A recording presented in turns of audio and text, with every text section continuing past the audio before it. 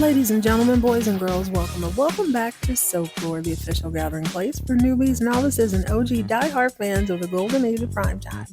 From the mind of a millennial sliding into middle age, we are doing something fantastical, something a little bit whimsical, and something very reminiscent of late 90s boy band fan fiction. You remember the chat rooms. So go ahead and pour yourself up something bubbly and bright, put on your finery, and settle in for an episode you won't soon forget. Unless, of course, you skip it. Now I'm looking at you out the side of my eye, but I get it. Ladies and gentlemen, boys and girls, this is the birthday episode of Southfork.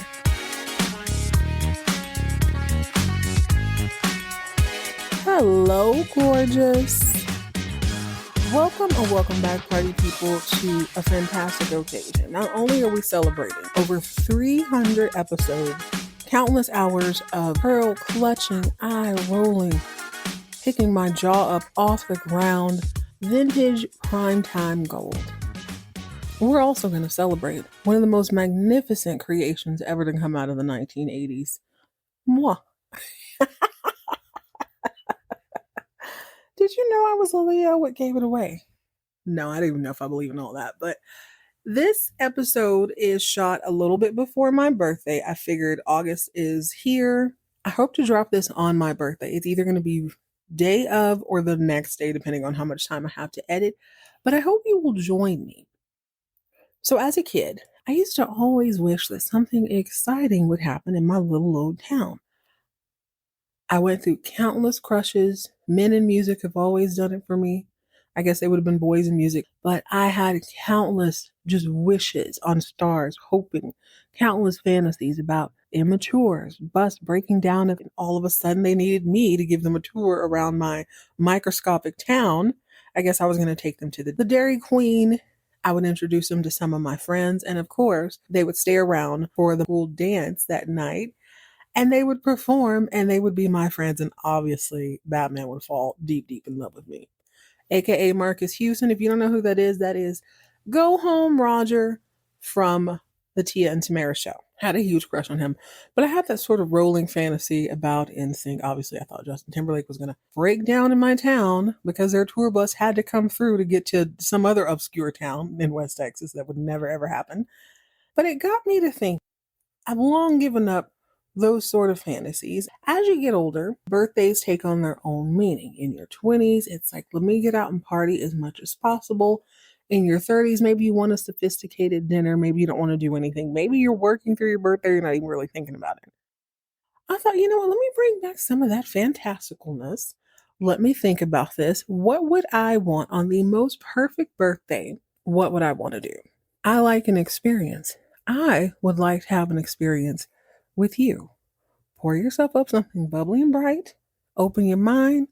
Let me tell you what I have in my mind. So hear me out. What if you could go back to your favorite vintage primetime soap operas? Which one would you pick? Would you rather spend your entire birthday with Knots Landing, Dynasty, Dallas, or Falcon Crest? Although I love all the shows, there are people on each show that I would love to just sit back and kiki with. I'd love to stir the pot a little bit. I'd love to see how they interact with each other. So if I had to pick one, I wouldn't, because it is my birthday. I'm going to pick all four. So this year, before I blow out my candles, I'm blowing up plot lines. I packed my overnight bag, complete with sequins and secrets. I'm heading straight to season 4 of Dallas, Dynasty, and Falcon Crest, and Knots Landing. Well, season 3 of Knots Landing, to collect my birthday gifts from the icons themselves. There will be some crossover between 2025 and 1980, whatever, in order to make this a little fun and a little more cohesive. And before the champagne chills and the cat fights commence, let me salute my fellow millennials, the ones twerking into middle age with grace, grit, and a playlist that still includes all of our early 2000 jams. I saw y'all at SeaWorld. Okay, I know my people when I see my people, and I've never been so proud.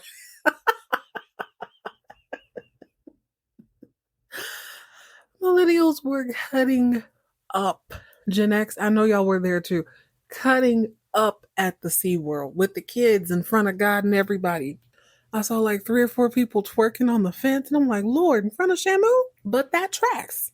What do you expect from people who were raised on chat rooms and boy band, fan fiction, daytime TV in the 90s, reality TV before it tampered itself down? We grew up in a time where confessionals in the mirror were every part of our everyday life. We still do it. Probably why I'm so comfortable talking into a microphone in a room by myself. But I'm excited for us. I actually don't know what age is middle age. I thought about this before, and I'm like, it's never used in a happy context. Once again, shout out to Gen X for changing all that. One study says it's between 35 and 65, I believe. And I'm like, that 35 seems awfully young. That seems awfully young to me. But when you think about the distance between 1 and 100, you have to split that into 3. So yeah, I guess that would track. Seems a little young to me. I don't agree with that. The other one was like it's 40 to 60. And then the other one said 45 to 60. It doesn't matter. It is a blessing to get to live a long time, to get to enjoy yourself. I'm happy. I'm healthy. I'm super, super excited about life. And I am super excited to jump into this fantasy. I'm also grateful for my newest love, vintage Primetime soaps. They're giving us all fresh vocabulary for throwing shade, reclaiming power, rewriting your own story with flair. So let's cheers to the crossover episode of my dreams. Let's unwrap some of these gifts. Some of them are ratchet. Some of them are so good. In my mind, mind you, this is all from Jet's Mind Eye. Let's stir up a little scandal. Let's toast the era that made us. So here's a caveat. I got to think about this. I am doing this from my perspective now, which means obviously I haven't seen the end of season 4 of any of these. I haven't seen the end of season 3 for Knots Landing. Can't go any further than that. So if you are an OG and you kind of know what happens later on, understand that we're doing this according to season 4 and season 3 of Knots Landing. Also, I think the characters have heard my show and know that I have beef with some of them. I've been none too kind to some others, so I imagine not all the gifts are going to be glamorous or nice. They're going to be what they're going to be, and I am excited. So in my head, it makes the most sense to go to Dallas first, right? Home state people be really easy to get to. I find it very difficult to believe I would be super welcome at Dallas, but for the sake of this show, I am. I'd want to open my gifts in their little pre-gaming room. I love that dark furniture. I love how everybody's always talking ish about each other. Nobody really wants to be there. There's always a little dig. So I want to get there early because I want to see, I want to see JR come in, recognize, read the room. I'm sure he'll give me a hug. He'll definitely cop a feel because that's what he'll do. I want to see the dynamic between everybody. And I want to hear the little riff, whatever he has to say about Pam on this day. Side note, I really like giving gifts. I think if you pay attention, I think it is so much fun to give somebody something based on their personality or something that you think might help them in their life. It is probably one of my love languages. I love it so much. We're going to start with Boss Hog himself. I feel like Jock Ewing, being a kind of rusty, rugged old cowboy, would give me something like a picture of his original oil well framed along with like a really expensive bourbon, really aged, really expensive. Of course, he'd have some sort of anecdote about how he used to store it in a boot that's been buried on the back property for 20 years. I'm sure he has 30 or 40 of them. And then he'd hand me a one of those tin cups they use out on the ranch when they go cattle driving and whatnot. I would thank him graciously, even though I'm holding a glass of champagne. But then he'd probably tell me something like, "Don't let me catch you drinking that girly." So I'd feel forced to drink my champagne out of the tin can. I don't really know what I'd do. Jock would then raise a toast, forgetting that since season 1 and his whole bypass, he's not supposed to be having alcohol. That has not stopped him yet. JR would be like, "Oh, that's a great gift, Daddy. That's a great gift, Daddy." JR, I think, would pass me a stock portfolio with some shady origins and a little smirk. He'll be like, "You'll thank me. Tell me I'd thank him later." And then he'd lean in and say something inappropriate. And I'm like, "Oh my gosh, okay. I think he'd also give me a tennis bracelet. Now, I wouldn't find out until later that this tennis bracelet is actually a tracking device. He wants it so that when I go to Denver to talk to the Carringtons, I can get some intel. And then when I go see Gary and them, I can get some more intel and he can listen all the way. 100% that's what he's doing. I think Sue Ellen, a lady like her who's been through it, she's been through the ups, downs, in and out, she would hand me a really gorgeous set of luggage. And the birthday card inside would say, when you stay ready, you ain't got to get ready. It would also have a list of a couple bars where she's had a good time, and of course, a little note from Dr. Elby because that's her booski. I think Pam would give me a bunch of silk scarves. You know that scene in The Devil Wears Prada? The one where, not what's it wasn't Emily. Emily Blunt is a character. I can't remember her name, but she gets hit by the car and all those scarves go flying up. Well, Pam is going to give me a scarf because not only does she enjoy them, she drives a little two-seater and it's a drop top. So she's always worried about her hair. Now, she's still on her Rick James every now and again. Underneath the silk scarves, I think she'd have a silk do-rag. Now, I would look at this and be like, is this a microaggression or is she being kind? And she would gently tap my arm and say, us curly-haired girls got to stick together. I would, okay. You say so, Pam. I will remember to send her a picture of Rick James on her birthday because that's where I'm at with that. But I'm going to use every last one of them silk rags. Excuse me. Silk scarves and that silk do-rag. I certainly am. Thank you, Pam. I think Bobby would be a little more thoughtful. Bobby is a big time state senator now. I think he loves his state. He loves Dallas, but he's in and out of Austin all the time. And I love Austin. It's one of my favorite cities. So I think his gift would be like a weekend at I don't know whether to say a bed and breakfast or an Airbnb. Let's say a bed and breakfast. I think that's a little more 1980s. A bed and breakfast. I can go anytime I want for the next year, as many times as I want. On the weekends, have a good old time. A nice little note, and then he'll give me like this book of tickets. And when I open it, it'll say something like get out of jail / traffic / jury duty / work signed by the state senator. I'm definitely going to take those. I don't know if they're worth anything. It's probably like Monopoly money, but his name in certain places is going to get me in and out. So I'm definitely going to take it. I think that's the sort of gift he would give. So right about this time in my mind, there would be some sort of ruckus outside. We'd hear some kind of faint yelling. Sounds like a woman. You can tell the staff is a little bit confused. They don't really know what to do. All of a sudden, Kristen, Sue Ellen's baby sister, comes sashaying in. Now, the last time I saw her, she's wearing those pantyhose. So in my mind, I'm like, she's been out in LA. She tried to do the modeling thing. She a little bit down on her luck. So she comes in wearing a Hooters outfit.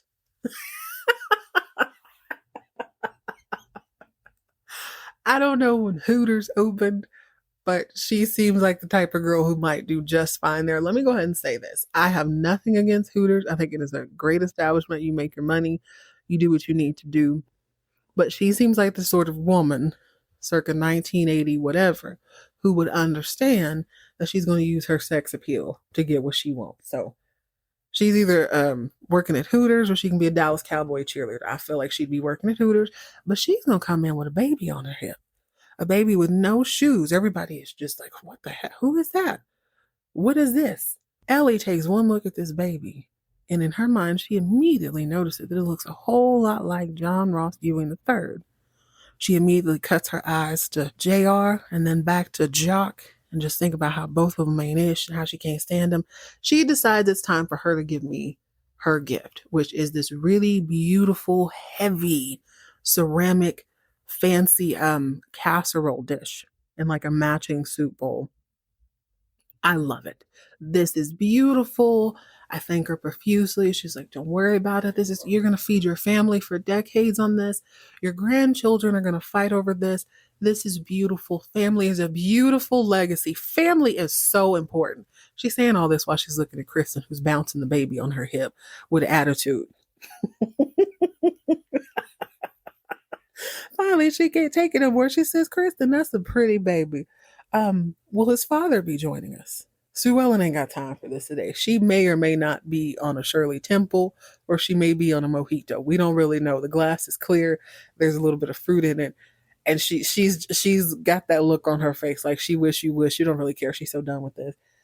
Sue Ellen says, well, who's the father, Kristen? Kristen says, with her whole chest, the most hated man in Dallas. JR spins on his heel, leave the room.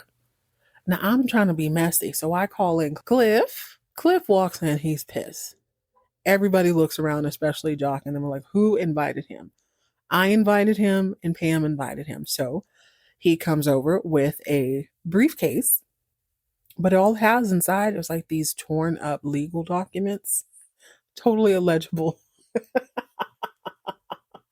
But he has also given me a coupon, much like the coupon book that Bobby gave me that says one free revenge. And I'm like, thank you so much. He winks, raises his glass that he must have drove in with, and then he presents from the back of his coat a slightly used spiral notebook, and he tells me I can put all sorts of quote unquote clues in it. And then he pulls out an even more gently used bottle of tequila from his friend, Mr. Quavo. Mr. Quavo couldn't make it because he had business in Mexico, but he sends his love via a jug of tequila that has had a couple glasses mixed. I lean in and sniff Cliff when we hug because I want to see if it's tequila. It's definitely tequila on his breath. Right about this time, the North Texas Lolita herself will come in. She's bobbing and weaving, she's bouncing around, and Mitch is right behind her. They're young. I don't really expect a lot from them, and I'm also very uncomfortable because I know how Mitch feels about spending money. Well, Lucy hands me a framed picture of herself. It's a headshot, my very favorite thing in the whole world. And it's signed America's Sweetheart / North Texas Lolita / Miss Young Dallas. This pisses off Mitch because he is calculating the cost in his mind, and that is at least 3 of his 8 jobs worth of picture frame that she just passed to me. Now what he gonna do? I don't want to make a big deal. Oh, Lucy, this is so beautiful. Thank you so much. She's not reading the room. Everybody's kind of scoffing at her like, God, you're selfish. Mitch hands me his gift, which is his resume. He's like, hey, just in case you're hiring, I need to pay for a couple more books for school. You know, my wife is in and out of the house all the daggone time. I need to buy TV dinners or whatnot. Plus, I'm a man of the people. I'm a hardworking man. We got to work together. I don't know what he means by that, but I have a hunch. Mitch is so disgusted by the people in the room that he sneaks his way into the kitchen to talk to Teresa and them about how hard it is to work with people who don't appreciate cash money. Teresa and them looking like, baby, we just trying to get a check. Please don't mess up this good check. Finally, Donna Culver and Ray show up. Oh my gosh, I totally forgot about y'all. Also, right on their heels is Rebecca J.G. Wentworth. I am totally shocked that she made it. So is Cliff, but Pam is so geeked that she made it. So I play nice. Rebecca has tears in her eyes. I don't know why she's crying. I'm thinking she's about to have this whole situation with Cliff. Only she comes over to me and she cries profusely, begging me to forgive her for missing my 3rd and 60th birthday. And I say, madam, I am nowhere near my 3rd or my 60th birthday, but thank you very much. She begins to boo-hoo even harder. I feel bad, but I also want a really good gift. I'm thinking, what could I buy in 1980 with this 1980s money? I'm trying to save up as much as I can while I'm gathering these gifts so that I can buy some stock in like Apple and Microsoft or whatever. So I tell Rebecca, I forgive you for missing my 3rd birthday. She starts to wail.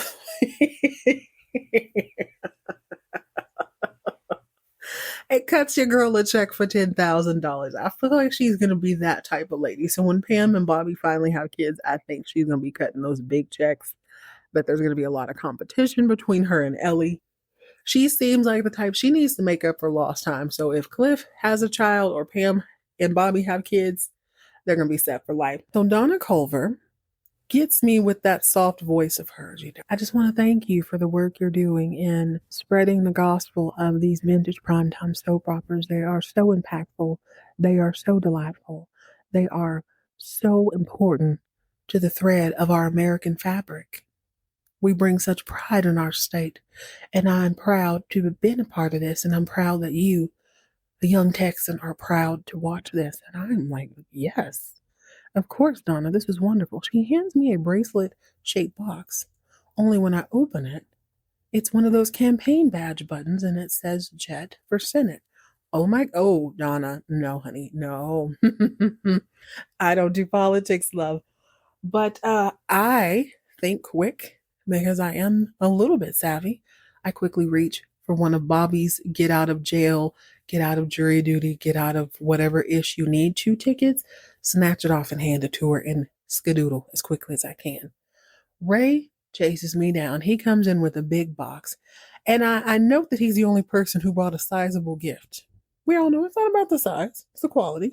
But I expect, y'all got good money. Ray is a fresh new millionaire. Ray has been shoveling horse dookie since 1942. So I expect him to have, I don't know, something a little more down home. Ray would absolutely give me an embossed saddle. Real leather, shined up just right. He'd even help me fasten it on the horse if I so chose to put it on. I ain't gonna do that. That's gonna sit in my living room, and when my friends come over, we're gonna have a good time on it. JR comes slinking back in, hoping that Kristen has left, but she's still bouncing around the house with the baby. Sue Ellen's being messy. She tells Teresa to go upstairs and get baby John Ross Ewing III. We're going to have a little introduction to his little cousin. And she mumbles brother into her glass. Everybody starts shifting and looking around. As much as I'd like to stay and watch the drama, I remind everyone, hey, we're going to meet a little later.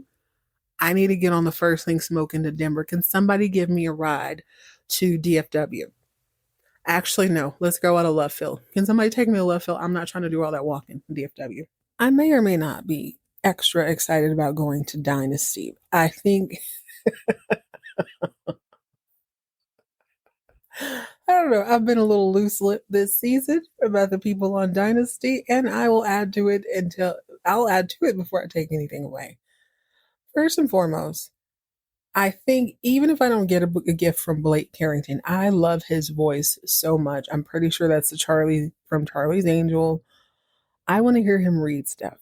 I kind of like Adam's voice and I like Dexter's voice too, but for totally different reasons. So I would like Blake Carrington to make me a cassette of him reading all of the birthday cards and warm wishes. I really enjoy that. I also don't think he'd be a great shopper, so we're going to leave that to Krystal. Krystal comes true, yo. She comes through with a floor-length silk robe with a super dramatic train. It is gorgeous. And she even went the extra mile to line the train because, I walk outside in grass and stuff. I don't think I would walk outside in my fly silk robe, which of course is in cream because it comes from Krystal in cream. She gives me this book of affirmations titled, I am trailer park pretty and I am mansion pretty. I don't know. It feels a little bit more like a journal. I didn't have the audacity to open it in front of her, but when she turned her back, I did open it. Let me tell you what, it was a journal. I think she kind of forgot that she'd started some of the pages. I found a receipt from Western Union for an obscene shipment of Miller High Life and canned cheese. I think she had it delivered down the road so that she could sneak out back and have a beer every now and again. Because you can take the girl out of Ohio. So Fallon is uninteresting. Her gift is uninteresting. I think it would be lunch at La Mirage and like a free tennis lesson. I'm not interested in tennis ever since Jeff had a heart attack on the field and passed out. Plus, I don't know. It's just not my thing. Mark Jennings would be fun to I'm not interested. Thank you, but no thank you, Fallon. I will take the coupons politely. Suddenly, the air grows cold. I turn around and I see none other than Jeffrey Colby. He tries to bounce down the stairs on those penny loafers like he's somebody's father, but I'm not intimidated. Because I know for a fact he is a doormat. And just to solidify my disdain, plus I'm on Dynasty, I feel like I have to bring it a little bit. I don't know who's coming for me. I make a show of wiping something off of my shoe, smirking at him.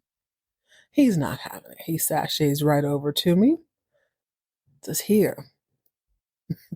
He says something like looks like they'll just let anyone in. Jeffrey hands me a box. I'm a little bit disappointed that it's not a 3-tier Jack in the Box like that Zsa Zsa ring that he gave his wife or soon to be wife, his ex-wife, soon to be re-wife. I would like a 3-tier Jack in the Box. That didn't happen. What I think he would get me is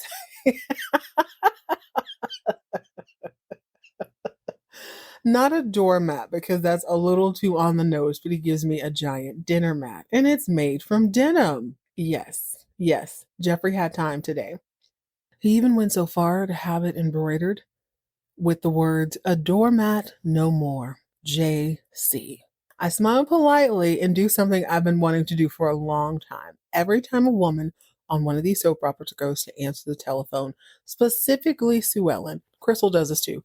She has to come up off them big Zsa Zsa snap-on earrings. Or clip-on, what you call them? Yeah, clip-on. Snap does not sound attractive. She takes off those big old clip-on earrings. So this is what I'm going to do, y'all. I'm going to stare him in the eye. I'm going to maintain eye contact and say, Jeffrey, what a lovely gift. But then I'm going to fold it in half and I'm going to take off my giant Zsa Zsa clip-on earrings and I'm going to put one on either side of the folded doormat and make myself a super soap opera clutch. And I'll spend the rest of the evening putting my birthday cards and lip gloss in it because you're not going to play in my face, Jeffrey. I need the precedent to be set by someone in this godforsaken mansion that you can't just grow a pair, Jeffrey. Grow a pair.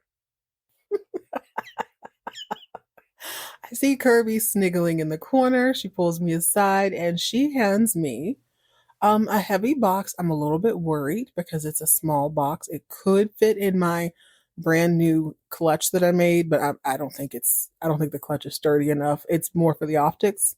It's more for principle at this point. I'm a little bit nervous, but when I open it, it's actually a beautiful, like jade hair comb, something really gorgeous to remind us of her flawless hair. I'm like, oh my God, Kirby, this is beautiful. She then whispers in my ear that she knows a guy if I want to take some lessons. I said, you know what, Kirby, I think you're good, but you know what, let's grab lunch. Okay, we'll grab lunch before I leave. Mark Jennings staggers in, fresh off of a fresh glass of champagne, and I know Alexis cannot be too far behind. He walks right over to me, plants a big fat wet one on my cheek, slips something into my pocket, and winks. Then he walks away. I reach into my pocket, and it is, of course, a room key. Like, I thought he was in Alexis's house, and I'm certainly not going to enter her house disrespectfully. I don't want to get red for Phil.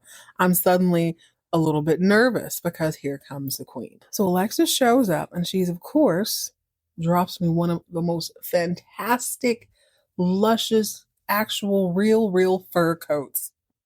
I love it. I love it a lot. But Alexis is petty. She's looking over my shoulder, and she sees the silk robe that Krystal got me. And she goes, oh, how trailer chic.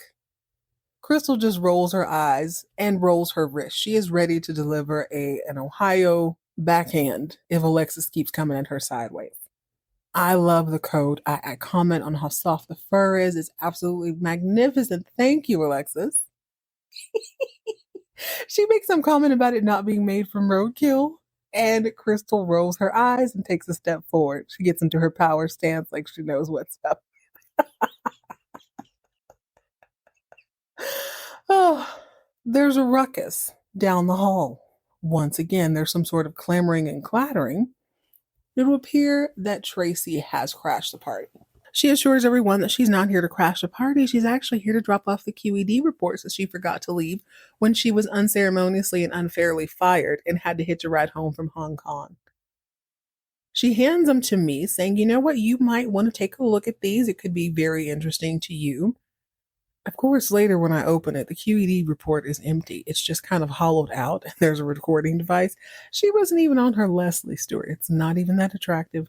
But because she's there, I know that Dex Dexter is not far behind. He, of course, kicks open the door because Dex Dexter don't like closed doors. Starts going off about how his invitation must have been lost in the mail, and if this is some sort of secret meeting about oil wells, then I need to be a part of it.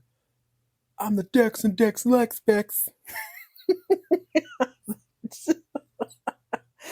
say, Dexter, this is my party. Thank you so much. I thought your invitation was in the mail. Now, Dex Dexter might be one of my newest favorites on this show, and I love his voice. I love his attitude. I love his ego. I don't even mind his back hair. I think Dex's gift to me would be twofold. Dex and I are going to get into a passionate argument just for fun over why Jerry Hollowell, JC Chazet, and Omarion's solo careers didn't take off like they should have. I, of course, explained with the rabid fandom of Spice Girls, NSYNC, and B2K, the support for their solo projects were not there. I feel like it was sabotage. The fault lies in the lackluster management in the rollout of their projects. It is not because they lacked the raw talent or the desirability. The audience was there, the talent was there. Someone dropped the ball. Dex disagrees. Dex says that the groups were a cultural movement, a seamless musical monument, actual poetry in motion, and one does not dismember a seamless embodiment of a generation. They should have never left the group. He feel like this is their penance for not staying in their groups. I fully disagree. We agree to disagree, and then we fully agree to agree that Nicole Scherzinger is an icon who not only carried PCD, but she was such a force in Eden's Crush. Eden Crush was, of course, a couple years, in my opinion, too late, and then about 2 decades too early. There just wasn't space for what they were bringing at the time, but I think they could have been something phenomenal. We also agree that Nicole Scherzinger's voice is golden, but also somebody set her up on the Tony Awards. Somebody played in her face. I would have been livid at the lineup. Dex agrees. He says he believes it was someone who trying to embarrass her, and it feels like a season-long revenge plot. And I fully agree.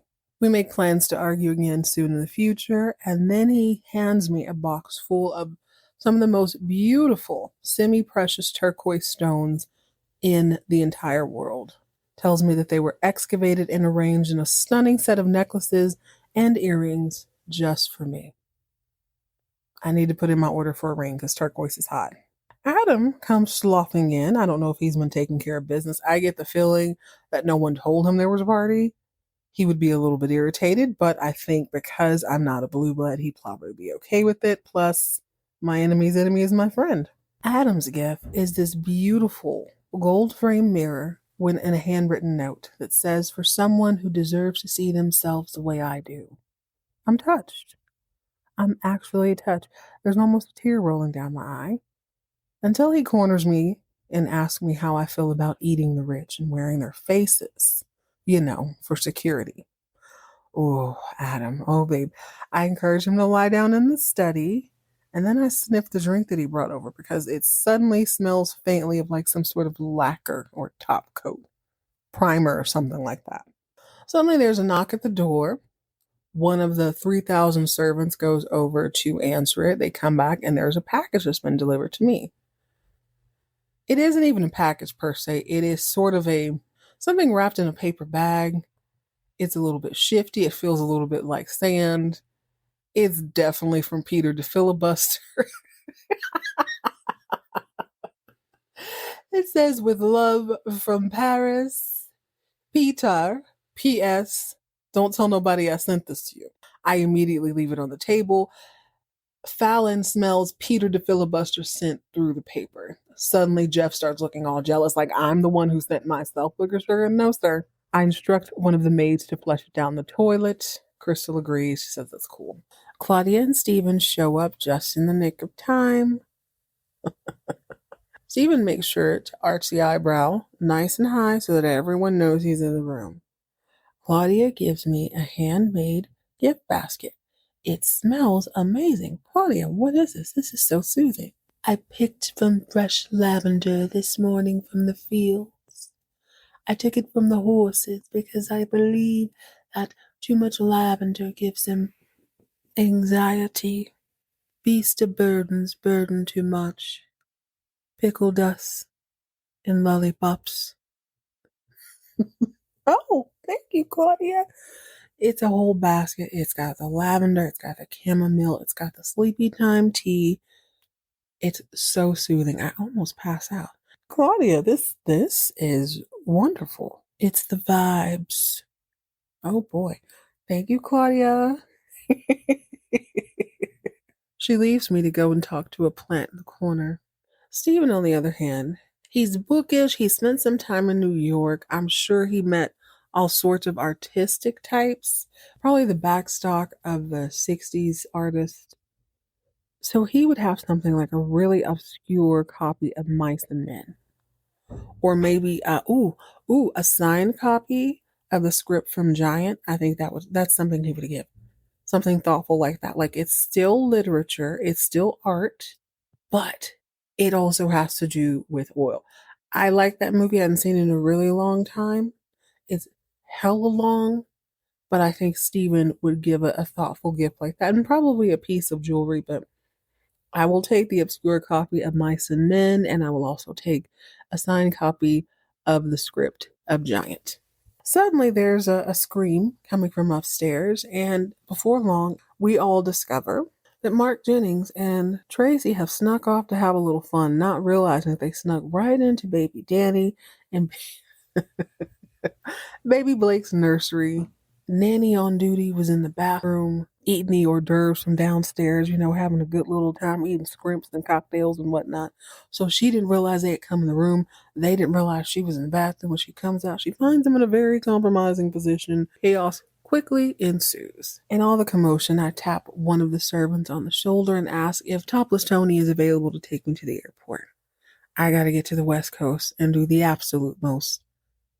If you have made it this far, I think it's a good time to remind you that you can always reach out to me via text if you are listening on your mobile device. Go to the show notes. There is a link right at the top that says send us a text. You can send anything you want. I'd love to know what you think they would give as gifts.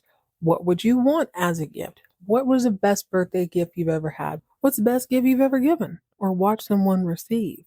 Reach out to me in the show notes, or you can send me an email at soaplorepodcast@gmail.com.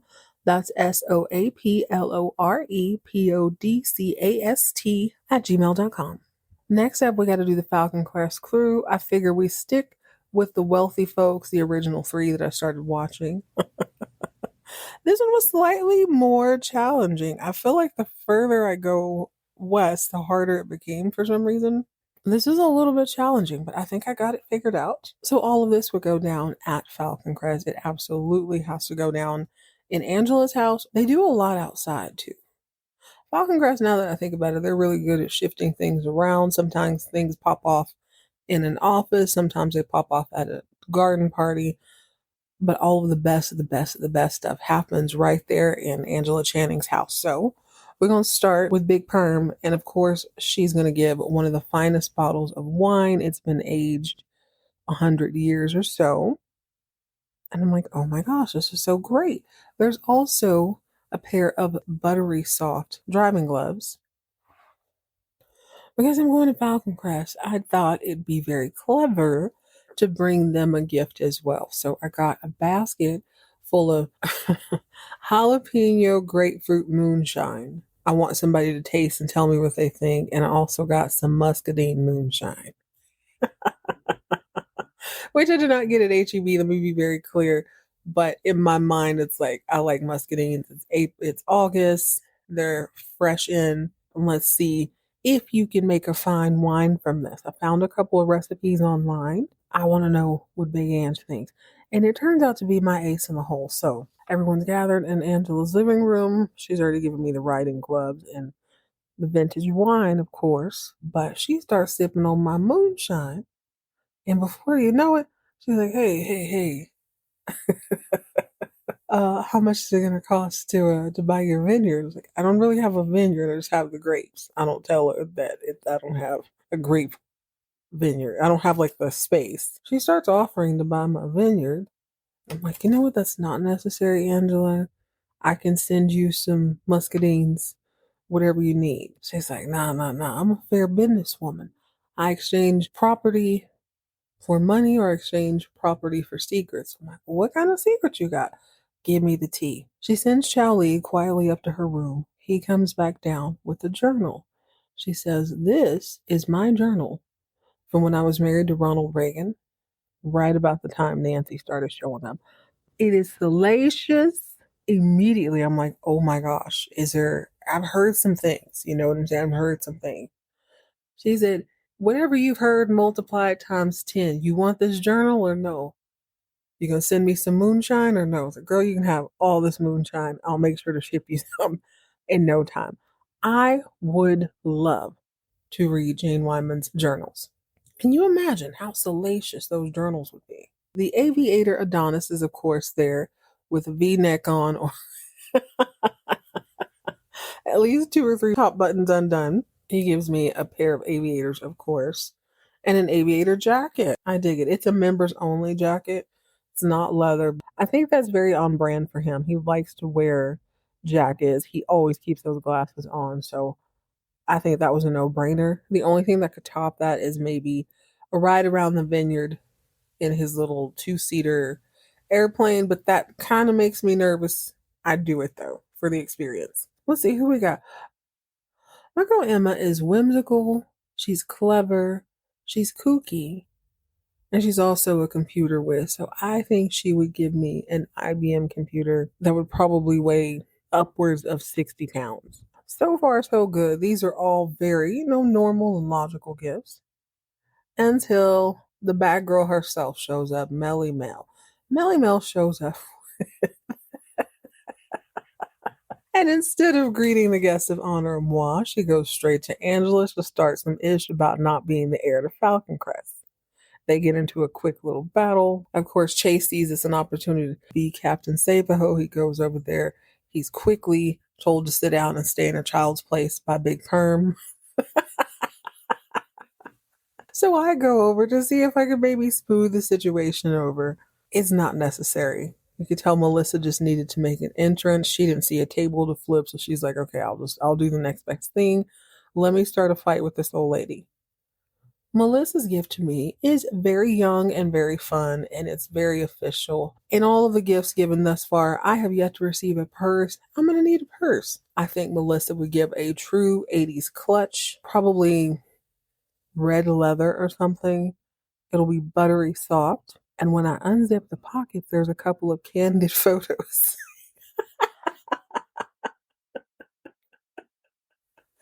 They are taken via a Polaroid camera. They are of an unsuspecting Angela rolling her hair at her dresser.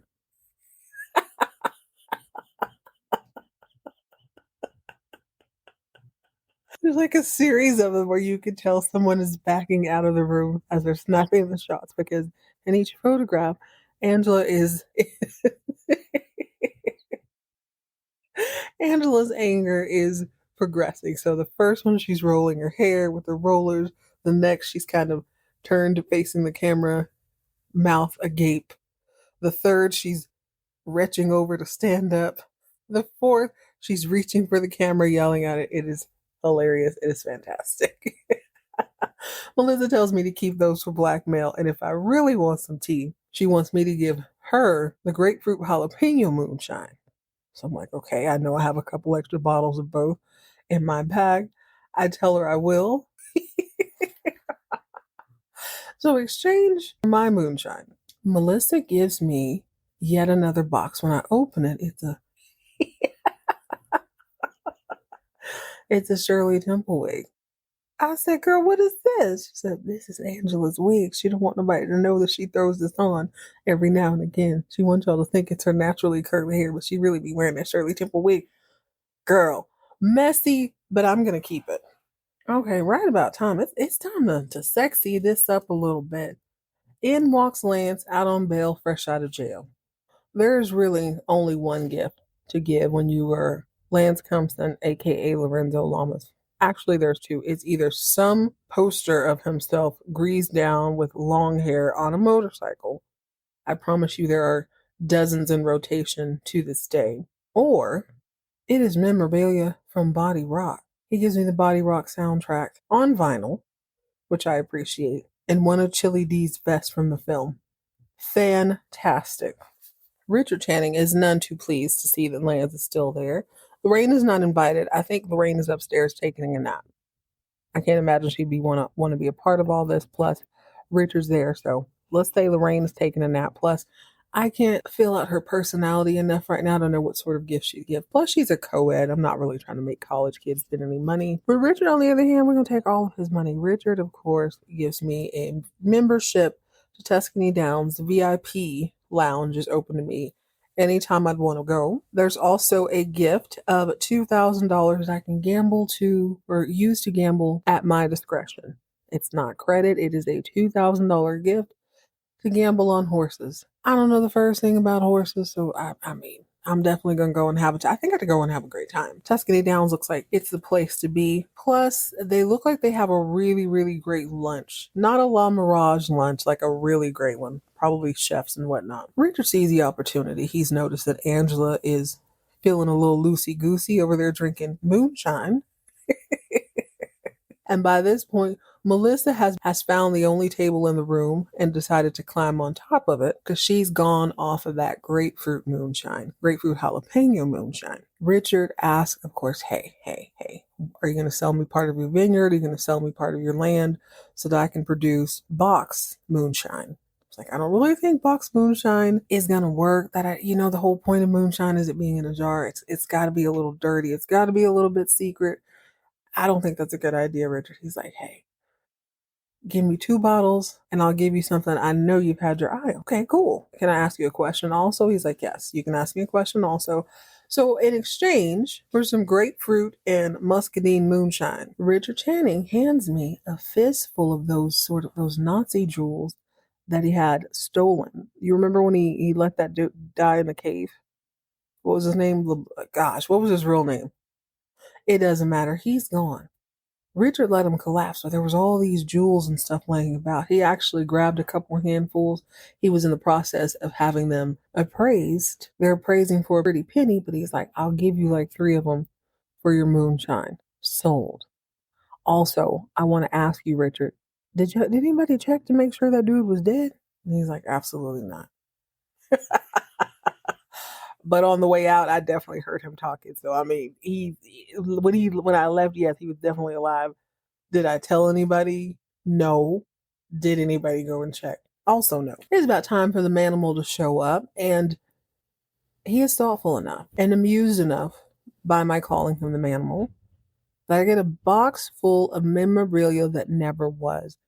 Manimal was supposed to be this huge hit. It never rolled out. So there's all sorts of cups and t-shirts and action figures. And of course, one of my favorite things in the whole world, a signed headshot. Actually, I don't mind this one because it's a signed headshot of him holding a falcon. So it's like Falcon Crest, Manimal. I dig it. I think Leatherpants Pam would be there because number one, it's an opportunity to wear a new outfit. Number two, she can keep an eye on Richard, but mostly I think it's just out of obligation. I think she would no doubt give me a vinyl copy of Thriller, right? It's very clear who her wardrobe inspiration is. There's no doubt about it. That is one thing I wish I could do. I wish I could go back and watch Thriller for the first time with the world when it premiered. I can only imagine how crazy that went the next day. Also, how many people have the wherewithal to record it? I wonder if it was on a loop or something. I bet that was so just like, oh my God, everybody's jaws on the ground. Amazing.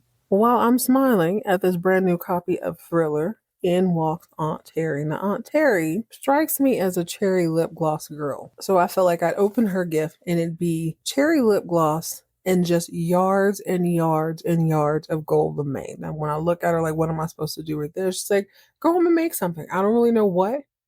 It doesn't matter what you make. You're going to look hot in gold lame. We'll see, Terry. We'll see. So I was really thinking about Maggie. I feel like Maggie is probably a little bit under the influence, a lot more than we noticed, a lot more than we care to call out. But I also started thinking about her role in the show.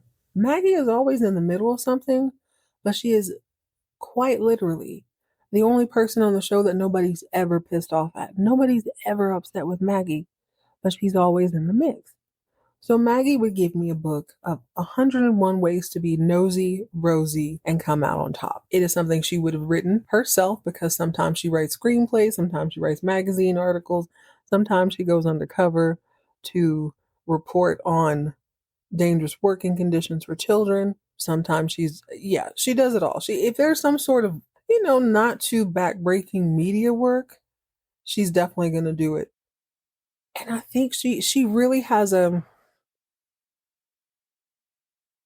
she understands how to be all up in your business, but keep it cute enough to where you don't even realize she's being nosy and a little bit invasive. Now she's going to start reading a couple of pages from it, and because I do believe she's under the influence most of the time, it don't make a whole lot of sense. There's probably at least 3 chapters of straight gibberish, but when it's coherent, she knows what you're talking about. Okay, did I forget anybody at Falcon Crest? Who we got? We got Angie, Chase, Mel, Emma, Lance, Richard, Manimal, Leatherpants Pam, Aunt Terry. Oh my gosh. I didn't mean to be shady just now, but I was shady just now. Just like now, I'm having a good time, about to join Melissa on the table, dancing to Tina Marie, gone off this good wine and moonshine. When I finally notice that the rack that I go to hang my coat on isn't a coat rack, it's actually Cole. Ugh.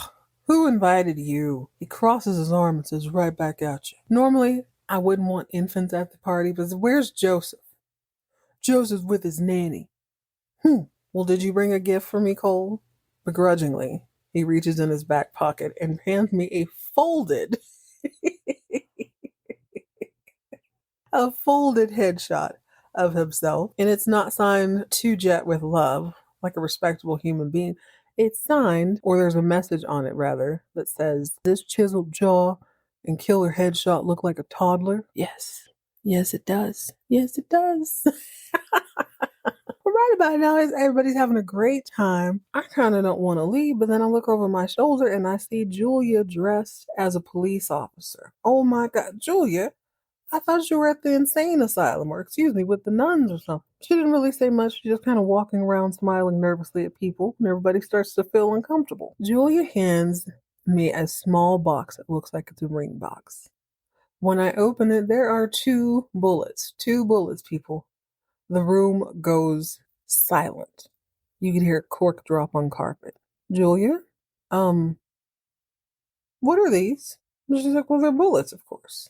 And I kind of gulp. Now I'm nervous, wishing I had a little coffee. And I said, Julia, are these for me? She goes, no, they're not for you, but they're for somebody in this room. All right, that's enough. Angela, can Charlie take me to the airport? I need to get him down to LA real quick.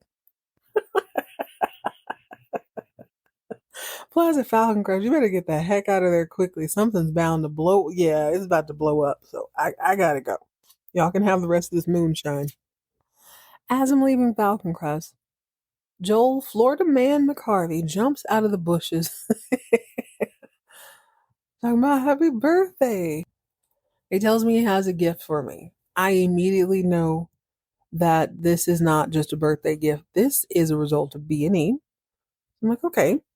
He pulls out a brown paper sack, tells me to close my eyes. I'm not getting any more booger sugar near me. No, sir. Joel, I'm going to need my eyes open, and I'm going to need you to take 2 steps back. It's like, okay, bet. He shimmies, opens the paper bag, and opens his own palm, and out pops a Rolex. Oh my gosh, a Rolex? Thank you. I remember he'd been blackmailing people, so he had a little money. Well, when I go to look at the Rolex and turn it over, it says, happy anniversary, love, Ricardo. Joel, where did you get this? I bought it. Do you like it? Yes, I like it. Thank you. Is that stolen yard flamingo mine too? It's like, yep, if you want it, I'll take it. Thank you so much. Okay, so Knots Landing, when I think about this, mind you, this is season 3. Not that that really makes a difference, but everybody is doing well financially. They seem to be doing fine. I think everybody's doing well. This is what we think about when you think middle class. They're not super wealthy, but they are very, very far from struggling. So I thought about it. These people aren't going to be buying you diamonds and things like that, even if they are running a dealership. They're trying to get new businesses off the ground. Everybody is fairly new at whatever it is they're doing, with the exception of Richard and I guess Kenny. So these gifts would be sort of normal. It didn't occur to me until I started sort of thinking about what that would mean. Gift giving now is very, very different than it was in 1981. I just realized today that I've never had a time in my life where I couldn't go into a store and buy like a gift set of lotions, of body spray, stuff like that. I don't think that was available. I started getting a little bit nervous. Like, okay, well, these people aren't going to buy me a blender because it would be your birthday. Granted, now we buy each other like micro appliances. I've definitely bought like desk fans, desk vacuums, and stuff like that. But if somebody gave me a vacuum cleaner for my birthday, I'm like, what is this? So, was going to Google it first. Google gifts from the 1980s. But I decided, after flipping through the channels, that I would just watch The Price is Right.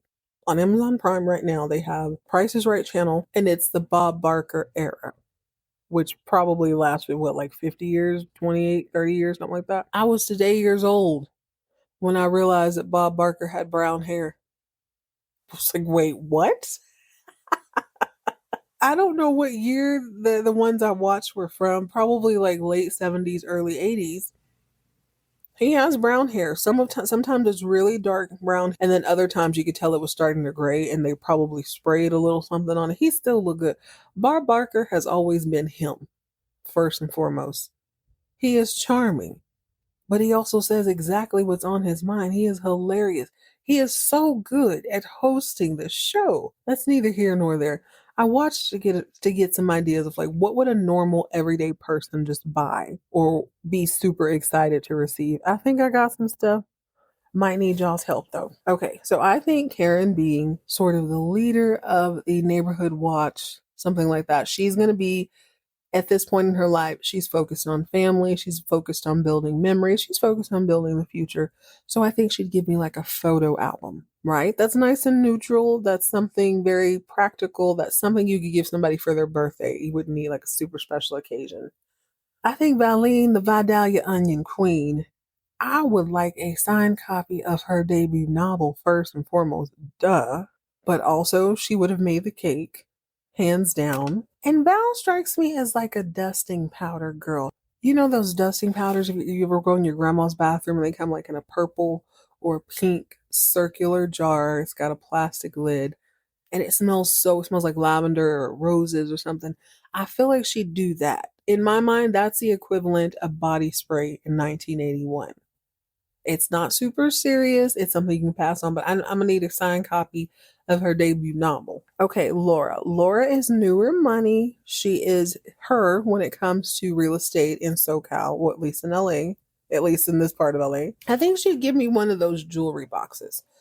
Not only did I look at The Price is Right, but I just started thinking about things that are in my Aunt May's house or just furniture that I saw in the early 90s, or if you go into an old person's bedroom now, they probably still have it. It's a vertical jewelry box with a little door. So it looks a little bit like a bureau. Is that how you say it? A bureau? If you open the little glass door, it has a miniature, for best way to say it is a ceiling fan looking thing to me. You'd hang your necklaces in that. In the drawer, quote unquote, part would be where your rings would go, and the other drawer you'd have your earrings. I have a vague memory of this being in my Aunt May's house, and I thought it was so cool, along with all the perfume on her dresser. So who we got? We got Karen, Val, and Laura would drop off very normal gifts. I think Richard, one of two things. Would he give me a book of the law? I don't think he loves the law like that. But I did just discover, thanks to The Price is Right, a video gaming system, not a Nintendo. It's a Coleco, I think they call it ColecoVision. ColecoVision video game. It looks like two remotes and an old-fashioned phone cord hooked up to a black box. Maybe he didn't buy me the game. Maybe he would buy me games for that, like games for a gaming system. Lily Mae, of course, it's a no-brainer. Lily Mae's gonna bust out whatever that is she's playing. And she's gonna be singing her little heart out. I wanna hear in the pine country. And whatever new song she's written, of course, she has a mixtape. I'm gonna enjoy that, which is perfect because I think that Ginger would give me a Walkman. I think that's practical, right? Give me a Walkman so I can listen to Lily Mae's mixtape. But I feel like Kenny would give me some. He'd want to be smooth. He'd want to seem very sophisticated, maybe a little too eager. I think Kenny would give me some signed autograph album of this really happening new artist. They're country and western. You're gonna love them. They're amazing. Now, Lily Mae's going to overhear this and cop an attitude because why are you signing new country artists when you have old school country artists who've been on the road for 40 plus years? How dare you? She's got an attitude. And instead of confronting him, she just starts singing in the pine country extra loud.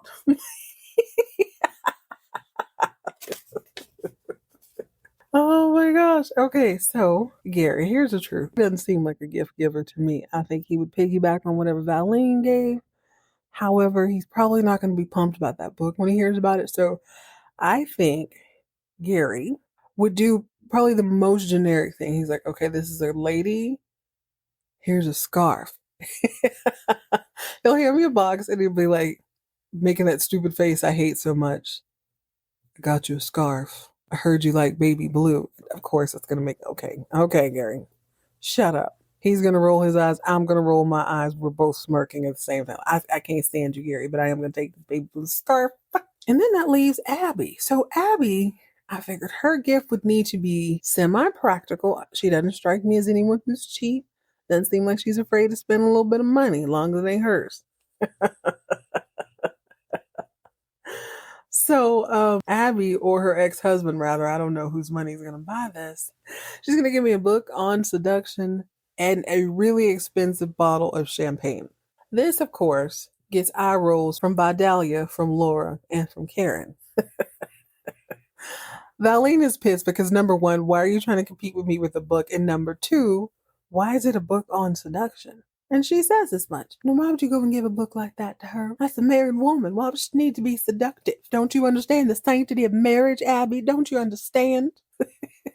Karen is going to be pissed for a totally different reason. Like, Abby, is that the bottle of champagne I bought you for dinner that time you told me you were not going to fix my taxes that you messed up? All Abby says is, and did. And also, Val, if you want to borrow it from her, you can. And that's when it goes down. Actually, it would never go down there. From what I'm watching so far, Karen is confrontational. They might have a little confrontation with each other, but I don't think Knots Landing fist fights each other. I think that's a whole nother show. Now, in this amazing, fantastical fantasy, yes, I know Citizen is in season 3, but there's no way I can't do that. And I certainly also definitely don't want any of the kids there. No shade to Michael and Eric. They're cool. I actually really like them. Baby Two Names seems cool too. She don't really do much. And Jason, he seems cool. I hardly ever see him. And actually, I like all the kids except Diana. I was gonna. Diana has been okay, but I think she would be insufferable. And quite frankly, I get annoyed when they fold her in sometimes with the older ladies. I understand she needs that guidance. That's how you're supposed to do it, but she get on my nerves. So no, she's babysitting all the kids. Now in the rest of this fantasy, everybody would come together. Obviously, it would have to happen in Denver because they have the best space. There'd be a mix of millennial jams and other jams, but of course, I need Lily Mae to perform a couple numbers. I need Lance to want stuff you like an animal, chase you like an animal, whatever he's singing. We need that. I guess Ginger could sing a song or two. Well, I need Alexis back on stage. Remember when, were they in Billings? I can't remember where they went. But she did that whole country and western dance outfit and all that leather. Yeah, I needed to turn up. I need the bad girls to unite. Lucy could sing too. And I guess Afton can come and sing, but I'd like all the mistresses, all the bad girls, all the good girls, all the in between girls. I want to hear Kirby and Julia have a conversation. You know what I mean? Can you imagine the guidance that Julia would give Kirby? I want to hear that girl Kristen coming there and school all of them. Okay, yeah, y'all pulled out weapons, but like, what else are you gonna do? Did you get away with it? I'm saying all the baby mamas to pop up, all the almost baby daddies to lament together. Can you imagine the conversation between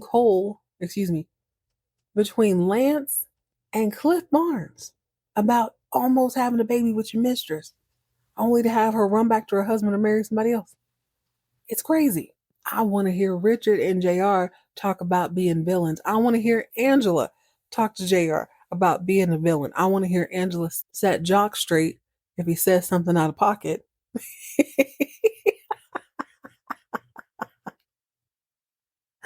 I want Terry and very boring Fallon to compare their boring lives. Actually, no, Terry is a whole lot more fascinating than Fallon when you put them side by side. Dang. I want to see bad girl Melly Mel disrespect the house, flip over every table over something inconsequential like her napkin ring was the wrong color or something like that. I want somebody to get into a fight. I want Claudia to slap somebody.